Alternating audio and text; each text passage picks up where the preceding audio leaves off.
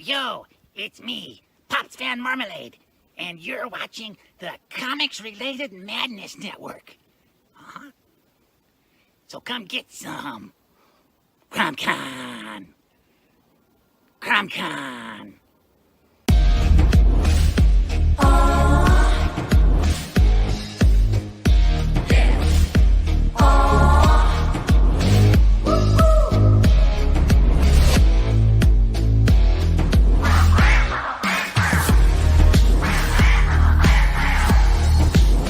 Your favorite podcast is Critical Blast. Hey, we want to shout out to our sponsors, Daytona Beach Comic Con. If you are a fan of comic books, if you're a fan of comic book conventions, and if you like meeting comic book creators and getting comics and comic-related stuff, then you need to make your plans to attend Daytona Beach Comic Con. This year's show is September 9th and 10th.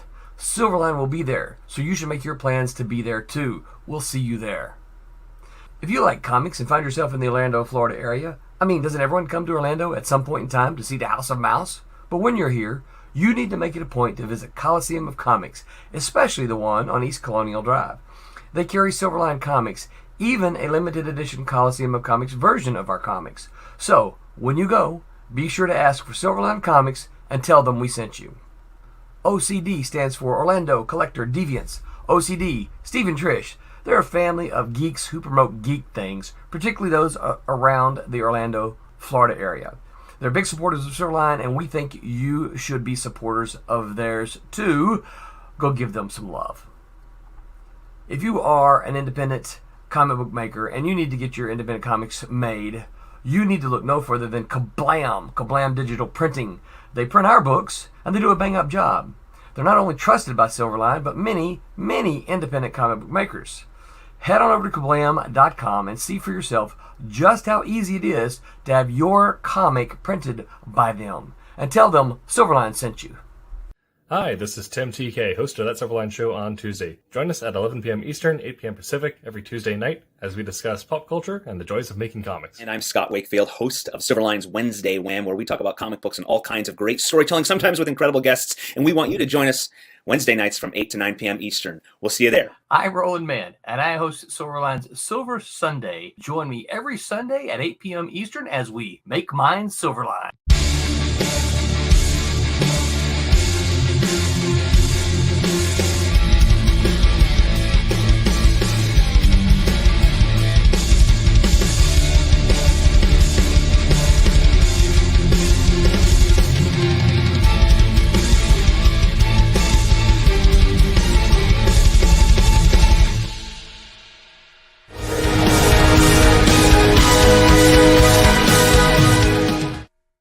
Hello, Internet. Welcome to That Silverline Show on Tuesday. I'm your host, Tim TK, and I'm joined by David Rios.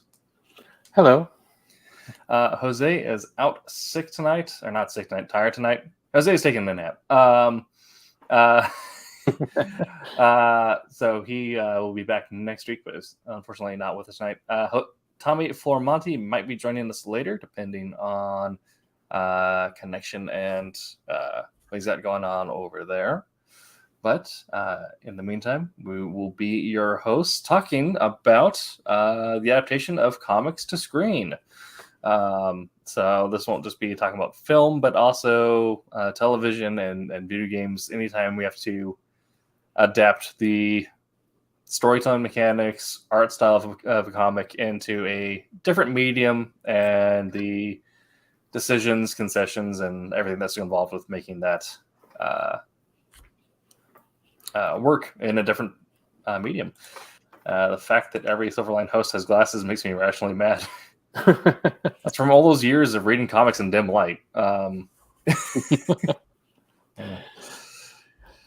go. But yeah.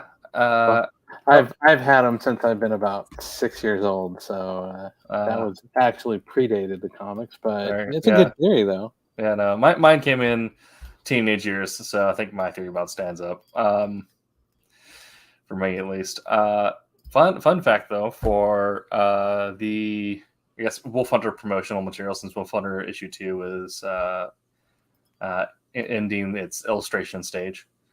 The whole carrots improve your eyesight theory came from the British propaganda department during World War II. In order to make after they had created small radar units that they could mount in planes, German pilots were wondering how the British were able to make them out at such far distances when they couldn't see them over the horizon. So when British intelligence received that report that this was what the Germans were investigating, they put out a piece of propaganda saying that they had fed their pilots a 3 times the normal dosage of carrots every day, and that was and that allowed their pilots to see at superhuman distances, essentially. Okay. So yeah, that's where that wife tale came from. That's nice. Actually World War II propaganda. There you go. So yeah, tonight we're gonna be talking about comics to film. Right? Yeah, I thought so. All right. So David, when we had first brought you on the show as new co-host, we had already kind of mentioned that Guardians 3 had come out. We'd both seen it and got the collector's cups. Mine is still here.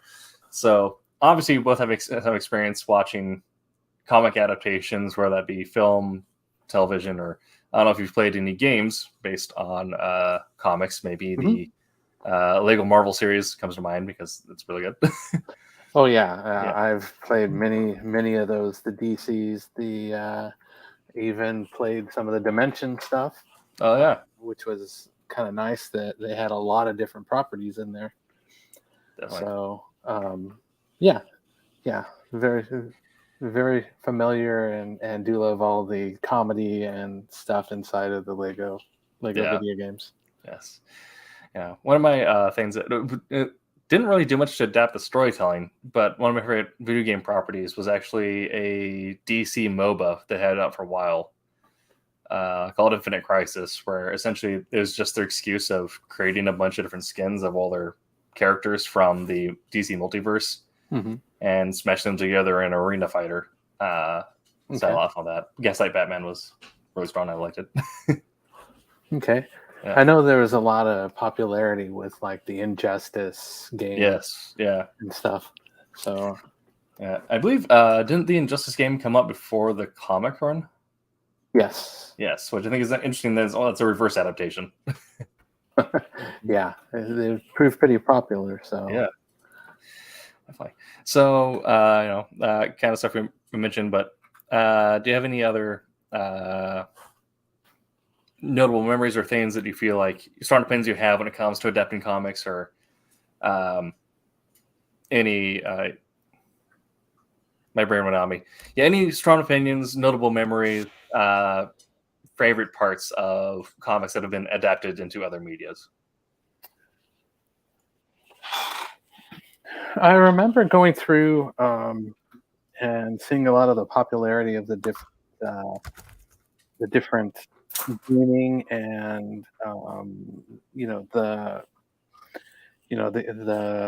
I'm trying to think. You've got like the Fleer card games. You had some of those, and you had the I forget what the name of them are. The little miniature. They're not hectic. They came out. I want to say somewhere around the 90s. But you saw a lot of those games that were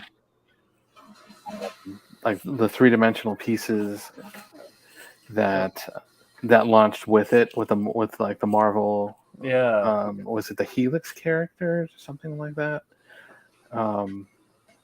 So that proved a lot of popularity at the time. I was working in a comic shop at the time.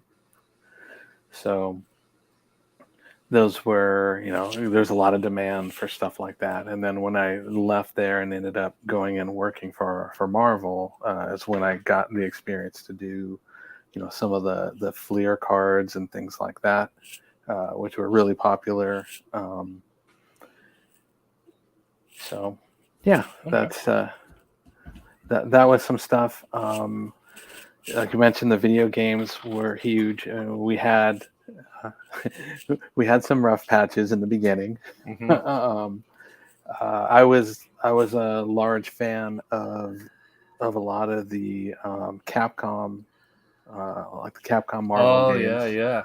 Marvel superheroes, the X-Men Children of the Atom, those type of games, um, and the different versions, just like Street Fighter. They had Street Fighter, Alpha, and then all of those ended up going and combining into the Capcom versus Marvel, Hmm. with 2D cell animation, stuff like that. It was really, really nice. And I also like the adaptation going, like you said, the other way. So, like when Capcom made their Night Stalkers and Darkstalkers Yeah. version of their fighting games, they eventually started branching out into the comics and stuff like that. So, yeah, I think there's a lot of design and a lot of design team that kind of went back and forth between the two mediums and kind of fed each other. So yeah, those there's some interesting things that I liked about that as well. Nice. Okay. Let's see. Fixed opinion. He says Lego Batman 3 is the best video game adaptation of comics. That's a solid one. Noble memory being traumatized by Howard the Duck. Trying to put on something to watch in the background, and boom, the lady is about to point. Yeah, I mean, Howard the Duck is one of those characters where I feel like a lot of the creative choices are just creative choices, and just kind of see what happens. Yeah. Yeah. That was one of the nice things about James Gunn was, he loved those characters, the obscure Cosmo, Yes. and Howard the Duck and all that. Oh, So yeah. he wanted to import them, and I think it's fantastic, that they got Seth Green to do Yeah. to do the voice. Or like, yeah, and I loved for Howard. and Cosmo in the Guardians Holiday Special, and now in Guardians 3. That was fantastic. Mm-hmm. Yeah. Yeah. That movie traumatized me for other reasons, but Yeah. No spoilers, just bring some tissues. Definitely bring some tissues if you haven't seen it yet. What about the stories that have gone full circle, like Tomb Raider game, comic, movie, updated game, continued comic? Yeah, I mean, there's a lot of stuff like that. I feel like games and comics particularly work well with each other because they have the same added benefit of being able to not worry about the actual constraints of the human body when it comes to storytelling or what you can physically fit on a soundstage. And not being as expensive or as expensive, but not as hard to get investors on as traditional animation. Because for whatever reason, investors are more likely to go in on a game than they are in traditional animation now. So I feel like Tomb Raider is a great example of that. Guardians is an interesting example, being that they were an obscure team at the time. Got turned into a movie that became wildly successful. Ended up getting the game, which was also wildly successful, and at the same time had relaunched in between the movie and the game new lines that had in the Marvel print, which had also done well comparatively to the rest of the Marvel offerings those seasons. Yeah, and you had also the animated show as well. Yeah. So that was doing pretty well also. Yeah. Having an actual comic fan is the only acceptable way to have a comic movie wrote. I think it definitely does help to have someone who is a fan or at least is knowledgeable of source material to work on adaptation. It's not a comic. Well, actually, no, there is a Dune comic, but Dune.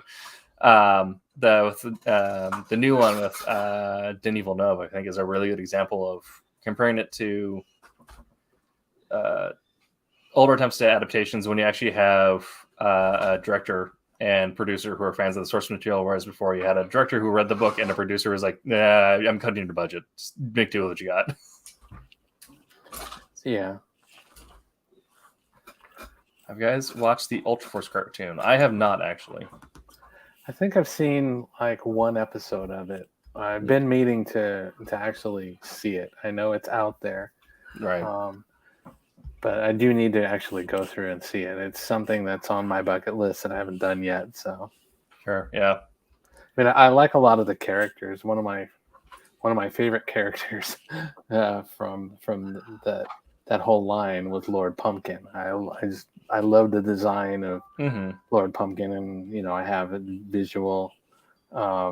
I know he's in the series, or I'm pretty sure he's in the series. So I kind of want to see that and see how they did the voice for him, because I have this whole thing in my head for how his voice was. Right. And it's just be interesting to see how true that is relating to how it was produced. So Definitely. And that also brings us to like kind of a natural jumping off point is going from comics to screen. It's not as, if you're adapting a novel, it's pretty much all entirely the reader's mental image that creates the character, and then yes, get turned into the director's mental image on screen, and hopefully that kind of lines up with what the readers expected or pleasantly surprises them. Comics have the benefit of having already a visual identity for the character, although oftentimes you end up finding that those same costumes may not translate as well on screen, either due to the nature of colors when they're lit, the constraints of fitting a person in that much spandex, or just, having to CG Doctor Strange's cape, because trying to walk around with that would actually be impossible because you'd be tripping over yourself the entire time. I imagine that's a lot of weight and material. Yeah. Something that large. So, but one thing that, as readers is, well, I actually found out on this, that not everyone has an internal voice.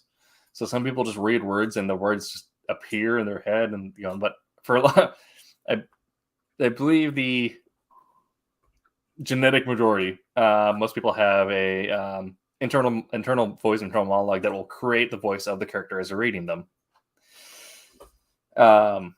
So when that gets turned onto screen or into a game, and there's now an actor or a voice actor portraying that character, sometimes that voice matches up, and sometimes it's something wildly different and can actually jar you.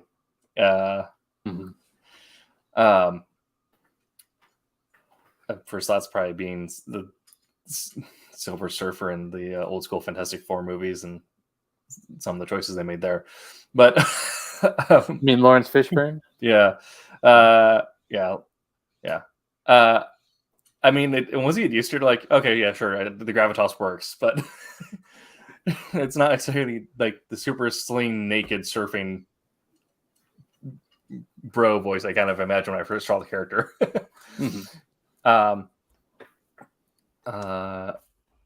So that's one of the first things that you have to, if you're working on the adaptation, or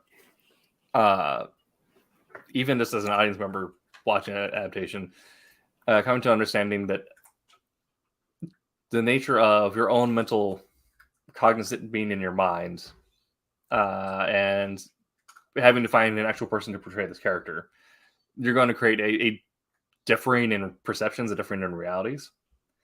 So, David, do you have any examples that you have found where there's been a character that when they got introduced on adaptation, you found either like their voice or like having to make a drastic costume change or something like that, where you kind of got like whiplash back, or sometime where you thought they made a change or wasn't what you expected, but you thought worked really well?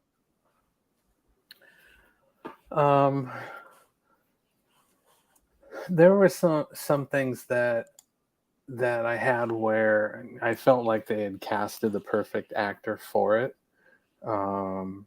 Maybe it's you get a case of Robert Downey Jr. as Iron Man, stuff like that. But even on the other end, I really liked the way they did the casting for the Rocketeer movie. The character of Cliff Secord, just just it matched. It's the actor, and I'm forgetting. Sorry, I'm forgetting his name. I know him in a lot of different things, but he, I think he portrayed the character extremely well, and he worked with Alan Arkin, who I think portrayed the Pop's character. Billy Campbell. Billy Campbell, correct? Yeah. Billy Campbell did extremely well in it. He personified the character for me in that, and it also helped with having Joe Johnston behind that as well, who was, from everything that I've seen and heard, is he's very, time period, he focused and all that. I think he did a phenomenal job. So he casted well, and it's just, I love that movie. Another case of an actor that I thought was casted very well was Brandon Lee in The Crow. Yeah. It's such a shame that we lost him so early in his career, but I think he pulled that off very well. And another one that stands out hugely is Heath Ledger is the Joker. Yes. Phenomenal, just brought new levels. And even in the new stuff, I know there's been some reservations about the movie itself. The Thor, Love and Thunder, but Right. I have to say that Christian Bale's portrayal, was just dead on. Yeah. It's a different take than it, but I think he just did a phenomenal job on that as well. Yeah. So Well, yeah, Christian Bale's performance was one of those moments where it was pleasantly surprising, where it wasn't the gore that we had read or grew up with, but it was gore. Mhm. And you're like, no, this is a guy who is, like, when you call him the God Butcher, this fits the bill. This is the God Butcher. Mhm. Yeah.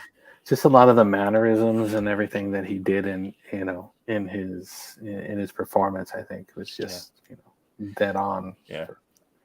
I thought he didn't get as many memorable lines as I thought he should have deserved, for as well as he embodied that character. Mhm. Yeah, but you pretty much he took that, and you knew he was a villain. You hated the villain thing, but you just couldn't help but realize, feel for the guy on what brought him to this point and all that. Yeah. Yeah, that was, that, I will say that is the one thing that movie I thought did really well, is setting up the idea of, not all these guys are as, good as the myths make them out to be, that there is like Russell Crowe's. Yeah, God, Russell Crowe's. But yeah, but you like, there's definitely some moments where like that scene and the backstory were like, maybe Gore's right. Yeah. Definitely. I'd say in terms of my opinions, in terms of like my pleasantly surprised moment was seeing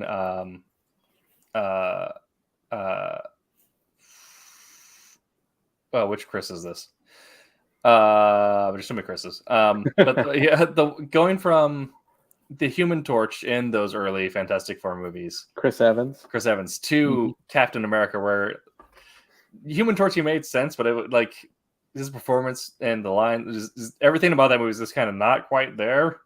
But seeing how readily he took to Captain America and how well he had the delivery, like the mannerisms, just like the presence. That was kind of ones where we're like, okay, no, he is a comic book actor and this is his role. Well, he did very well switching, because the Johnny Storm, you knew he was a little bit of a D-bag type, Yes, whatever. He was a little bit in that area, and he did that well. And then whenever he switched, he gave a real heart and sense to Steve Rogers. But I think where that showed as well is his transition into Knives Out, where he has a really large range, and I think that that he uses strengths very well, going back and forth between those different parts. So another one, not necessarily a hero, but another person that I thought did very well was Michael B. Jordan. Oh in as Killmonger. Yeah. His I think he was underplayed Mm-hmm. in the Fantastic Four, Yeah. but I think that the Killmonger character allowed him to show more of his range and stuff like that. So yeah, Michael B. Jordan is an actor that you need to let monologue. yeah. Let's see. Yeah. We got a question. Royal Airships. Was there a Double Dragons comic before the movie and cartoon? Yes. There was originally the arcade game, and then the comic came out, and then the movie, and then the cartoon. And Marvel, I put out that 6-issue miniseries in between. I actually am not too familiar with the material outside of the games. I don't know if it's similar, if it's the same story, or if it's just same universe, different story. I imagine it has to be same universe, different story, because some of those arcade game storylines where you literally just go there, beat up guy, save the president. Let's see. So I love this movie because of how much I hate it. But my thought of made all the wrong choices in terms of adapting a comic to movie was the first comic book movie that started the DCU, Shaq's Steel. I forgot about that movie. Exactly. Yeah, it's where they perhaps should have changed up the costume more to not make it look so clunky. I love Shaq, but I don't think he had the emotional range necessary at the moment. Well, at least they didn't put him in a motorcycle helmet with a big A painted on it.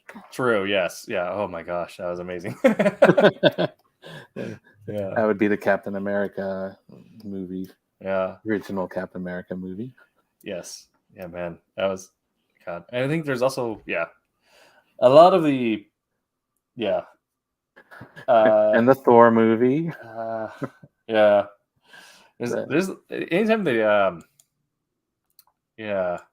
a lot of those older adaptations have, because before Lou Ferrigno's Hulk. They're sort of like perhaps they shouldn't change the costume as much in those, but yeah.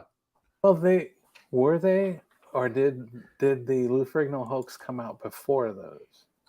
I want to say those came out a little bit earlier. Let me see. Because you had the Captain America movie, but you also had the Thor where he looked like he was in skins.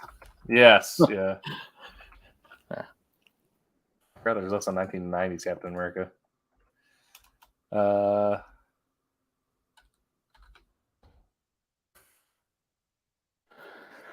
here's another one that. Actually, they came out about the same time. A couple years different, but looks like the Captain America movie would have been in production when the first season of Hulk went live. Okay. But yeah. In terms of TV adaptations that surprisingly worked, the Incredible Hulk, they took a lot of liberties with it, but in such a way that is able to exist outside of the comic and work decently well outside of the comic. Mm-hmm. Yeah, they had good stories and stuff like that. So lots of good use of force perspective too. I guess. Yeah. So with a lot of the MCU's phase 5, phase 6 stuff, you're going to have things like Blade. So we have to make sure that we mention the Wesley Snipes Blade movies, which did pretty well. I mean, they were pretty decent. So yeah, the first one was fantastic. The second and third one, the third one more so, did have some elements that fell flat compared to the first two, but I don't regret watching them at all. I definitely think the Blade trilogy is worth a watch still. Especially the Blood Rave scene from the first movie is still, I feel like, fairly iconic in nerd culture.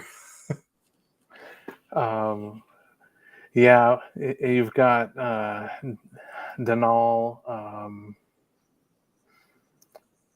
Is his last name Rouge? Originally in that, I just remember that first movie, he kept losing his hand. But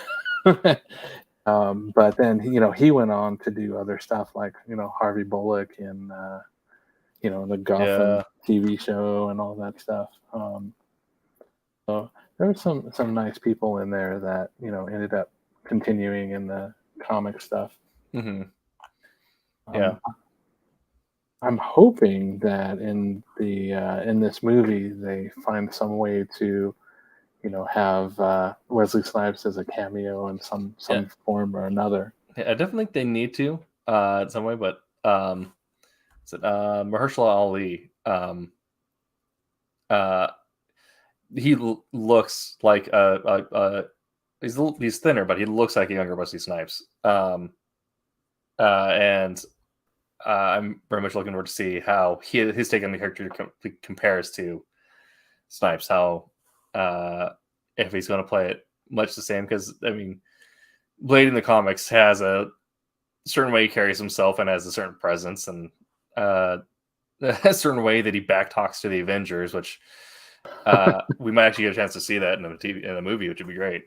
But yeah, speaking of adaptations, the new Blade was also the villain in Alita Battle Angel, which for as much of a just stress test, a limit test on graphics and CGI as it was, I thought was also a pretty good movie. Although I definitely felt moments where just like this was just them trying to get a bunch of people in front of their computers and seeing how much they can crank out in so many hours. Yeah, I enjoyed it. Yeah. It was interesting. Okay. So one, we already kind of touched on this in terms of the characters, but there's also the source material itself. How faithful an adaptation is to the original presentation, original story. I'm not so much a fan of being faithful to the original story, because I think that pacing from comics to TV to movies is wildly different, and trying to retell the same story with the same beats is going to turn out like trash. But certainly, stealing elements and stealing beats and putting that into, or finding ways to redo the beats in the same story. However, when something is so highly stylized, that a certain faithfulness to the style, I think, goes further than being faithful to the actual story. For me, I think the example I have is Sin City. The way that they really worked to recreate the style that the comic was presented visually, and really capture the aesthetic of Frank Miller. Kind of did a lot of the heavy carrying in that movie. Whereas certain things like I'm trying to think of I can't think of an example, but I will say that I will think that the reason why the MCU has found such success is that it does not try to one-to-one copy their storylines. Mm-hmm. They'll tell the Infinity War and the Infinity Gauntlet storylines, but in ways that are compacted and make sense, told in 2 to 3 hours, as opposed to requiring you to, go through 6 to 9 months of comic, essentially. Iron Man was pretty much an entirely new Obadiah Stane storyline. And I think that's why it works well, because if you try to use the original Obadiah Stane storyline in a movie, I don't think the MCU would exist, because people would be kind of like, why do you care about this guy? This is really slow. What's happening? Yeah, because he was, I like I actually was just kind of reading up on this just this week, where I like how Marvel kind of put it into, the partnership, and it was like, oh, I worked with your father and all this stuff, Yeah. where in comics they were just more rivals, Mhm.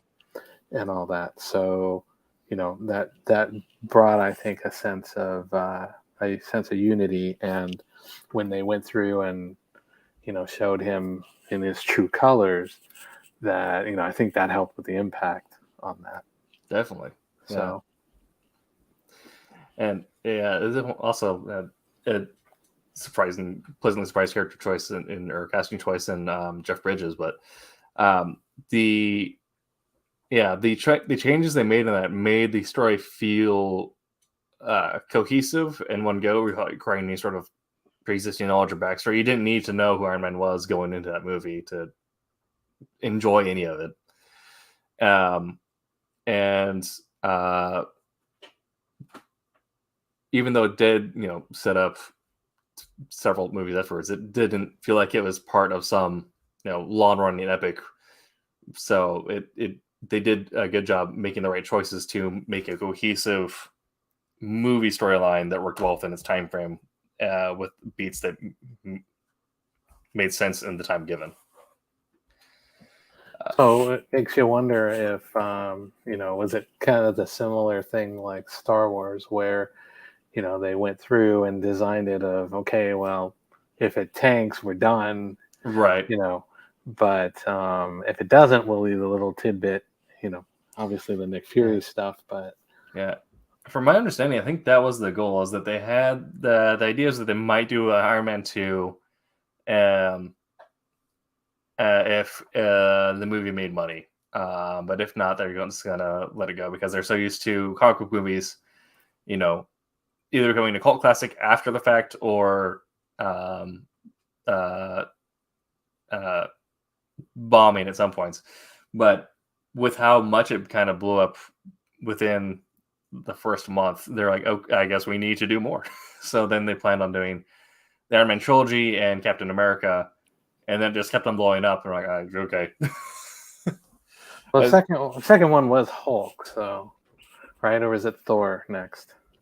I think it was I think it's Hulk, Thor. right?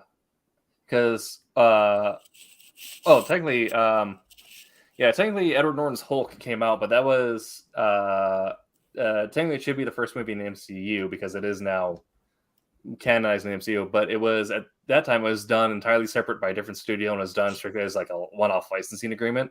Mm-hmm. So which is why you never got Edward Norton back as the Hulk. Mm-hmm. But that was kind of a thing where that, as far as like their creative ambitions, that wasn't even in consideration. But when people went back and watched Hulk after Iron Man did so well, they're like, well, I guess I need to find a way to put him in Avengers. Because they couldn't do a Hulk one-off because the rights were somewhere else at the moment, and they're waiting for it to come back to them. Yeah, that's all Universal. Yeah. But they found the loopholes, right? Mm-hmm. Well, that's the same deal with they made an agreement where they wouldn't do a Hulk movie, but they would have Hulk in their movies, kind of like how. But now with Sony and Spider-Man, they just said we'll do joint movies, and then eventually we'll buy the rights back after those movies are out for so long, essentially. Yeah. Have you guys covered movies that aren't well known? I got comic movies like Road to Perdition, Ghost World, 30 Days of Night, and History of Violence. We have not, but we are going to talk about some of that in a little bit. There are still some things that I am surprised by when I find out that they're based off of comics. Mhm. Let's see there. Let me refresh my memory here.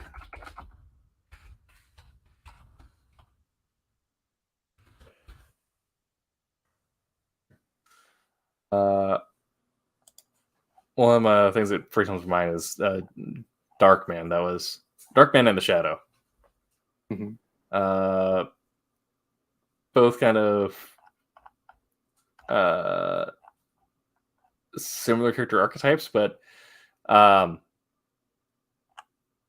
far as like, I think those are movies that I don't think they got as recognized in the moment as perhaps they should have been, but definitely developed their own cult following afterwards. But they're definitely part of the '90s action over the top zeitgeist. And also, Darkman had Liam Neeson before he was the dude in Taken, and a movie that was surprisingly similar to Taken.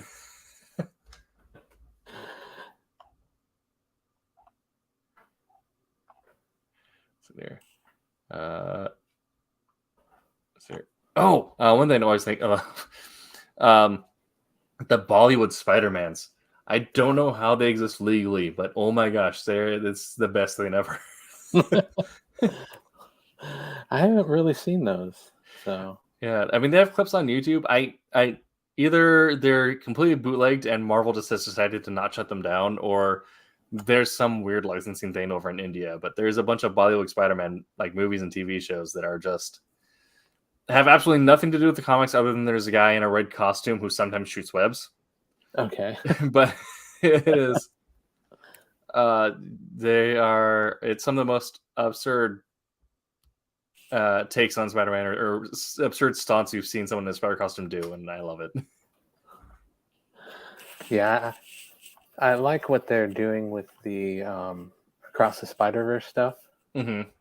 Yeah. Speaking about some of the absurd stuff, just like the Spider-Man pointing at each other. Yes. And I like a lot of the takes on the different versions of Spider-Man from the multiverse. Mm-hmm. So that one actually I'm really looking forward to. I am also really looking forward to the Flash movie. Yeah. Everything I've heard is just great. So Yeah. I'm definitely looking forward to that. Yeah. I've heard it's interesting, like with all going on, we're like Ezra is currently under like criminal investigation for assault, but everyone's like, I hate that I love this movie. Yeah, there's a lot of that kind of plays into things. Sorry to detract from the other question about the road to perdition and stuff, but another aspect is the same thing we're seeing with Jonathan Majors is that plays into that comics to movies thing is about the actors and the effects that they can have on the production, and where does the company stand when they get faced with things like this. They just keep quiet. We saw that with James Gunn, and the firing from Marvel and the eventual rehiring. Yeah. There's a lot of questions into where do they want to go, and I think that right now with the Marvel stuff with Jonathan Majors I think they're just hanging back and just seeing, waiting to see how the court case goes. Yeah, because you had the James Gunn thing, you had the Johnny Depp thing. So they just want to I think they're just holding let's see what happens. June, court stuff is coming, I think, in June, so we'll probably start hearing more stuff about that. But right now, what I've been seeing is the same thing I'm seeing with a lot of the DCU stuff, is there's a lot of people, with opinions and all this stuff, but those are a lot of opinions. So you gotta kind of watch what facts you have and what's not facts. Yeah. But just leading into this is just the fact of the studios, and there's a lot of wrangling of all the different pieces together. Music rights, character rights, stuff like that. Actors availability. Anything that is an actor saying the wrong thing. Like we saw with Cara Dune, and all this stuff. So there's a whole lot of moving pieces, and all that to get the stuff through. So I don't know. I haven't had a whole hand in that type of stuff, but I can imagine that it's just there's so many moving pieces. Yeah. That everybody has to look at it and go with to get these movies done. So. Oh yeah. And it's gonna be we should see how things because at least like Jonathan Majors, everything's all speculation. Is like it will be entirely. Ezra has the unfortunate following of several things being caught on camera. Yeah. So, but one thing that speaking of like the multiple moving parts and rights agreements that go into making a movie was something that is been like sitting in the back of my head, which is really interesting just from a legalistic perspective as far as the Guardians of the Galaxy goes. Is they have a lot of licensed music in those movies, and it is extremely hard to get music rights in perpetuity. So, but now with everything being on streaming, I wonder. I mean, Disney probably has the money to find some way to get an in perpetuity license for music, but I wonder if it turned to like one of those things where it'll be like some of the movies from the 80s where when they get what's pre-released or after it's been up on screen for so long, eventually they go through and change out the music with something else. Well, I don't see that happening with the Guardians things because the music is a character of its own. Yeah, as part of that. Yeah, I think that Disney either had to have bought something in perpetuity or it will have to is kind of put themselves in a situation where they'll constantly have to renegotiate those licenses. Possibly. I did read an article that James Gunn was discussing, and he said that out of all the music for like the latest movie, there was only one song that he couldn't get the rights for. And that ended up being because the company that held the rights was like, it had disbanded. So there wasn't, right. I think there wasn't to buy the rights from, yeah. But he did clarify in that article saying that it doesn't mean that it was easy to get the rights. So, there is a lot of challenges, in that. So, but yeah, long term and all that, unless it's had a wide range of time, then that is possible that they may want to go back and renegotiate those over time. Yeah. Some other things that came up. Because if you're a comics reader, they're not lesser known. Going back to the original question. So maybe we got back as in Guardians of the Galaxy 3. No choice. But I guess if you read comics, it's not lesser known. But if you're someone who is, if your only contact with comics is movies and TV, the Valiant Universe now having 2 movies is kind of interesting. I think they might have more, but the recently they had the Ninjak movie and Bloodshot. Which I'm going to be honest, I have not seen either. But as far as a proof that comics have in some way broken to a bigger scope than the niche that got you beat up at school, having 2 movies from Valiant, I think, is kind of interesting and oddly it feels like a stamp of verification on comics as a whole. Because not just Marvel and DC, Valiant's also getting big production numbers. Well, I actually hadn't heard that they had a Ninjak movie. Yeah, they have a Ninjak versus the Valiant universe. Okay. Yeah. Bloodshot, though, I have watched, and I actually have it on DVD or Blu-ray or something, which was interesting. You know, I heard that it's very okay. It's very okay. Yeah.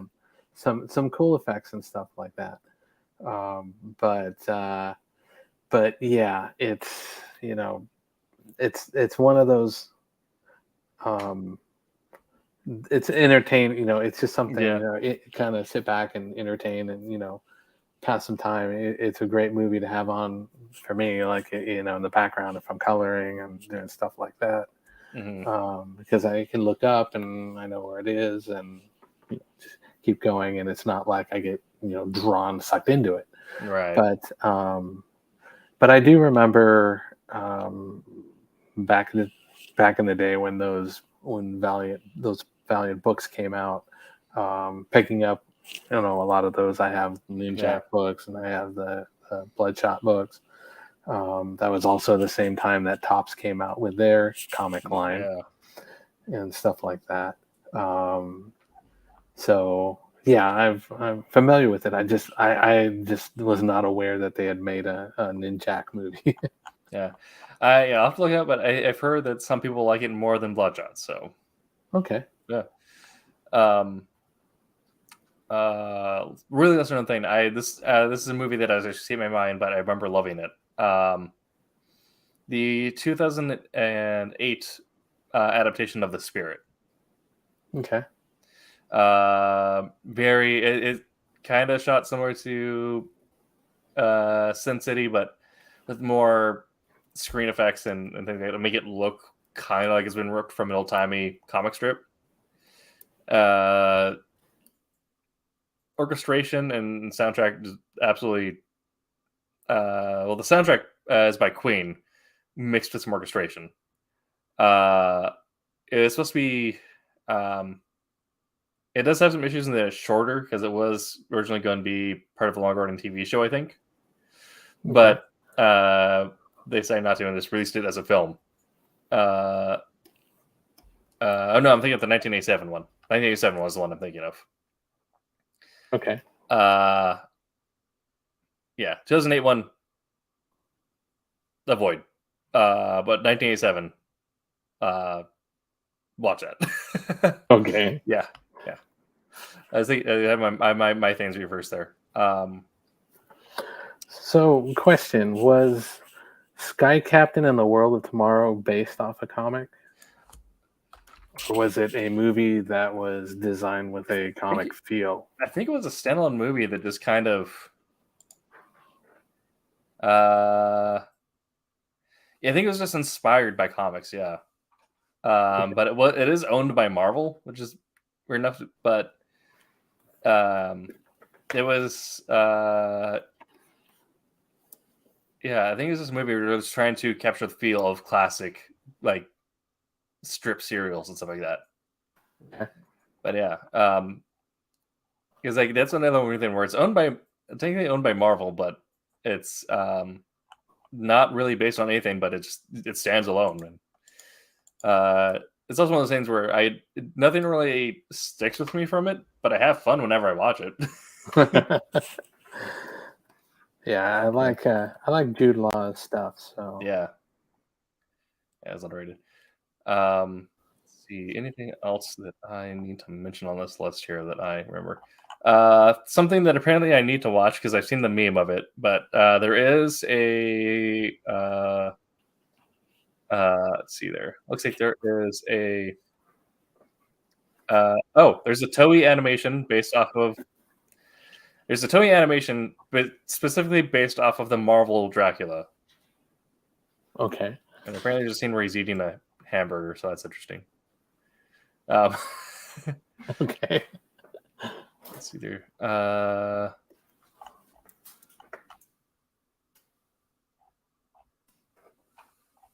Yeah, that's.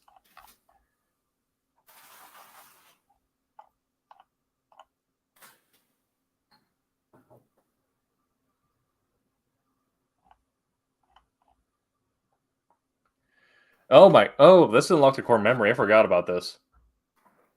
The 1998 uh uh Hasselhoff as Nick Fury, and Yeah. yeah, and the one-off Fox TV movie. I forgot that happened. The Fox TV movie for Fury? Yeah, That one I don't remember. I just remember. Okay. let me Yeah. let me grab a screen grab of this here. I remember him being in it. Yeah, I don't remember if I've seen it or not. It definitely wasn't memorable enough for me to remember it that much. yeah, that's the Hoff as Nick Fury. Yeah, he didn't even have the white in his hair. No, If you're gonna do the original Nick Fury and the Howling Commandos yeah, version, you should have. yeah, funny hair. Nelson needs to have the his convertible that's also a spaceship. Yeah, see there. Okay, yeah, nothing else that lesser known stuff that comes to mind that in terms of stuff I've actually seen. Yeah, I remember. Yeah, my dad made me watch the 1987 The Spirit, but I like the visual style of the 2008 Spirit, but it does not hold up. But because I like the visual style of it, I sometimes get it confused with the 1987 one. Okay. Yeah. The Generation X2. Yeah, I saw that. I saw the mention of that on this list, but I never actually watched it. And you know, I think I'll take the new one.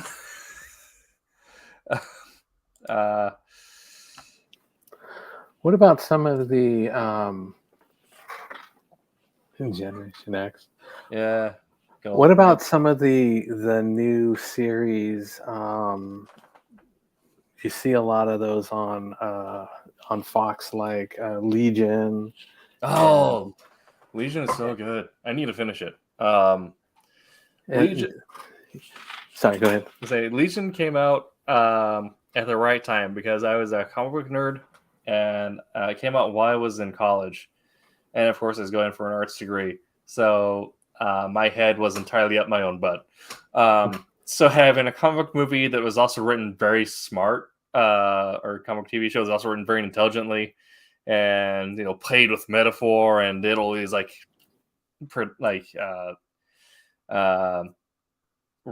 advanced writing choices. I was like, oh, yes, we've hit this is peak self-indulgent nerd. Okay. What's the other? Forgetting the name of the other television series. It was the Mutant series. It was headlined by Polaris and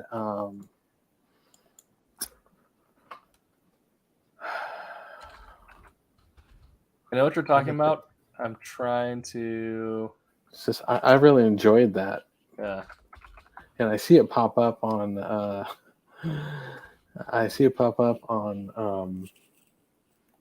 Hulu a lot.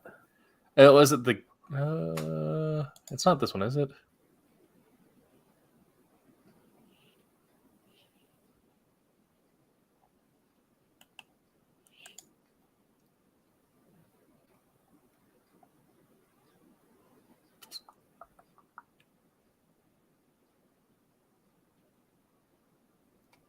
Okay. I saw this, which I never heard about, but there's something called The Gifted, which is apparently a new. Yeah, that was it. Okay. It was a Gifted. Yeah, I haven't seen that. It was about the it was about the Von Struckers. Okay. And it had them. It had Polaris. It had some. It was a. I found it interesting, and fun to watch. Right. And then you also had the Hellstrom series. It was a 1-season deal. Yeah.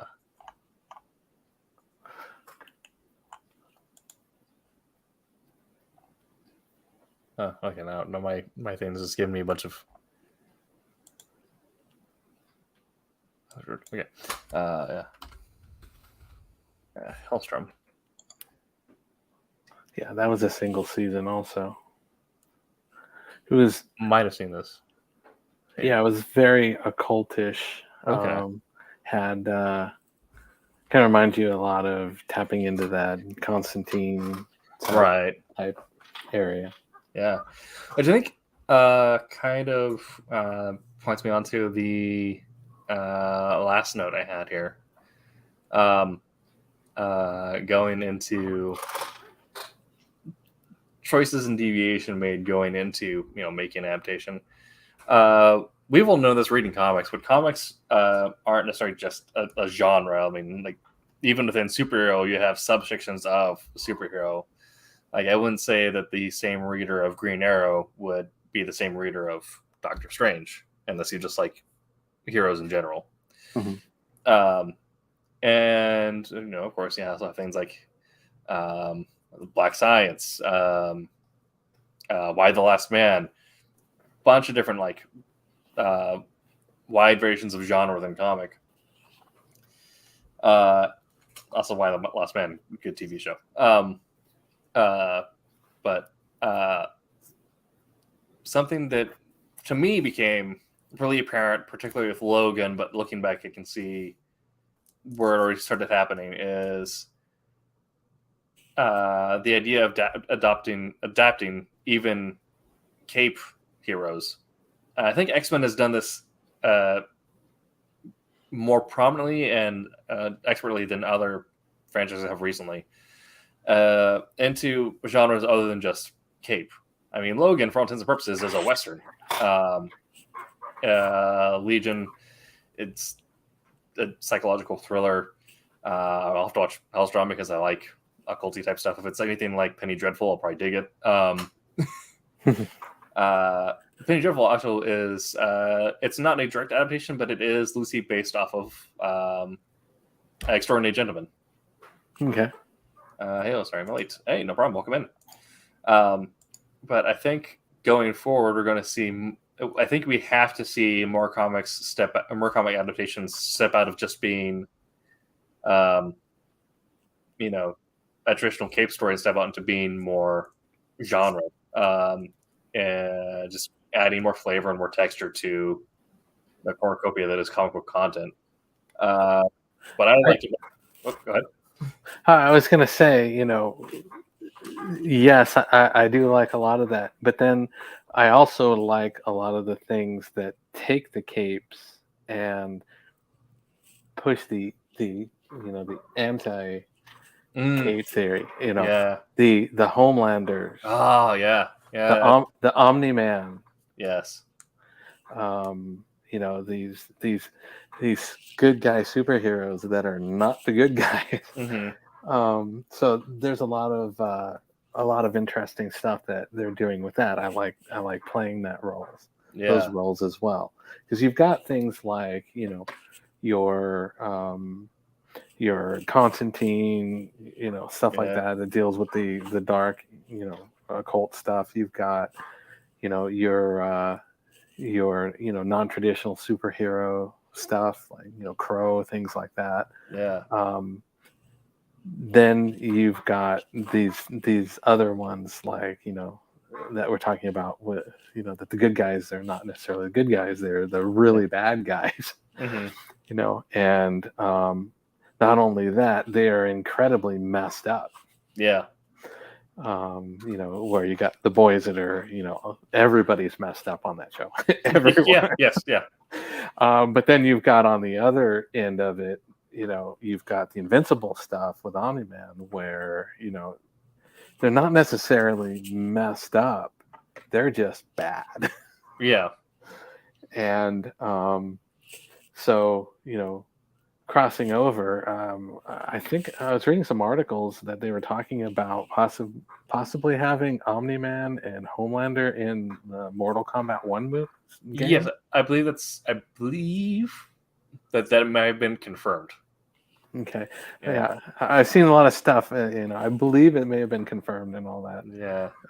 But then I've heard other rumors of other people possibly being in it. Right. But yeah, it's pretty wide range of stuff, and I think that's great, because it goes through and it gives a lot of people with different interests, into the movies and into that, and exposure to comics and stuff like that. Yeah. So, that's, and it also branches out, like, just like this with Omni-Man and them being in the Mortal Kombat. Now you have a crossover, from comics to TV to video games, and stuff like that. So yeah, I think it's a good thing, and with that wider range, I'm hoping that will alleviate some of the superhero, the burnout that people are having with just superheroes. So, and you've got other stuff that that came from comics that you really didn't know at the time, like Cowboys and Aliens and stuff like that. Men in Black, it's like that was a big movie, and people are like, yeah, that came from a comic. Oh yeah, that came through. So I'm hoping that it doesn't. The word I've been looking for is, doesn't attribute to the superhero fatigue that they're seeing now. So that's, I think, branching off from being genred or being not a traditional cape, but having anti-capes or anti-heroes. They're just surprise villains being the main character. I don't have you. Speaking of adaptation choices, did you read Invincible?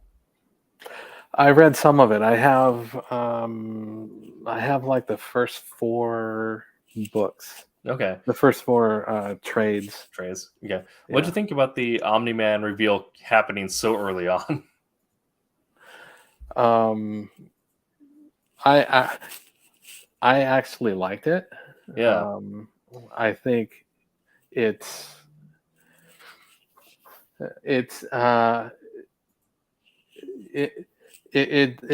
promoted the thing where you really wanted to see more. This guy is really brutal. This guy has really got anger issues and stuff like that. Where are we going with this?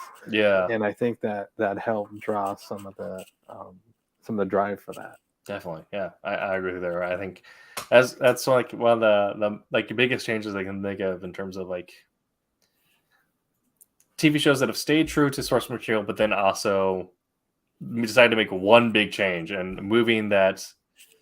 showing that Omni-Man was one who killed the League or whatever in the first place. And I think that did a lot to give it that Game of Thrones effect where you want next week's episode.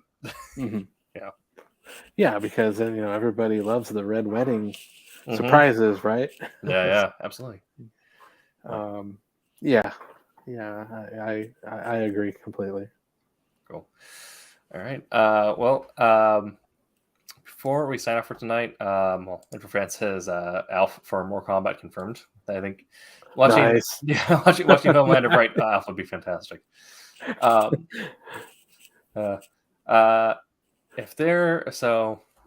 Before we sign off for the night, what would be your dream comic book adaptation? I said it before. One of my favorite books of all is Mage. I would love to see. I know there were some talks about that. I think it got canceled on the way, but I'm a huge fan of Matt Wagner's stuff. That was the first quote unquote superhero comic book that I had read and got into. I like the not only the super strength and stuff like that, but I like a lot of the magic and stuff that was included with that. Also along the line, a couple of other things. I would also like to see Grendel and stuff from him Yeah. as well. And as far as a movie that I would like to see that's a DC movie is I'd like to see a demon movie. Yeah. And what's interesting is I was reading an article and our actor, I'm horrible with names. I don't even want to pronounce it, but the High Evolutionary actor, Yeah. he said in one of his interviews that if he had the opportunity to play, a character in the DC universe, Demon is the one that he would want to see. That'd be dope. He would want to play. Yeah. So, That'd be dope. Jason Blood Demon. That'd be great. All right, cool. I think kind of going back to when I got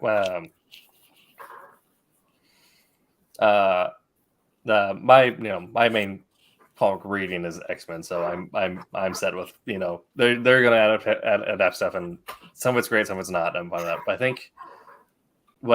I'd like to see would be a really good going back to Valiant, because being a child of the 90s with like super action and everything like that, Valiant was kind of like marketed directly at us coming out of school. Ray was my main reading from Valiant, and I'd like to see a good Ray movie with you get like some young guy from like the Tokyo action scene, and maybe have like Donnie Yen choreograph the action on that. That's a really good, like, solid Ray samurai movie. Would be fantastic. Mm-hmm. Yeah. Okay. Yeah, there was a lot of interesting titles that came out. A lot of reworked ones, like the Magnus Robot Fighter and stuff from the old series and stuff like that. So Valiant, when it came out, had a lot of promise.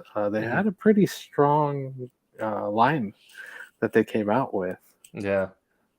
So yeah, I think honestly it's just been they have room to grow, but I think it's just a failure, like with a lot of things. Like reason why Gundam is failing to take off again in the West, despite having some really good new properties, is just failure on marketing. Like the ongoing stuff they have with Quantum Woody and Ninjak and a lot of the crossovers. There's been really good stuff, but they've just not done anything to push it or get it in front of people's eyes. Mm-hmm. Yeah. So that has been our chat on adaptations. Do you have any closing thoughts, David? No, not really. I mean, we covered a lot. I don't know if any of our audience has anything that's. I know you've been popping some things up, but I was hoping to hear a little more from them to see what they thought. Yeah, what they'd like to see. If there's anything that they would like to see specifically. Right. I'm sure we could probably even like spend a whole other episode talking about why I think TV is the best home for a lot of comic adaptations, because of its room for complex storytelling, because they're not limited to 2 or 3 hours. You have 9 to 12 episodes of a season compared to having 9 to 12 issues on a run to weave character relationships and through lines and secret villains and all that kind of stuff. But yeah, I'm sure that's something we can get into. I being a writing nerd, that's something I can spend a lot of time on, is like having good A/B plot structure. Yeah. Okay, well, if that is all we got, we will be back next week. Let me find out what our topic's going to be.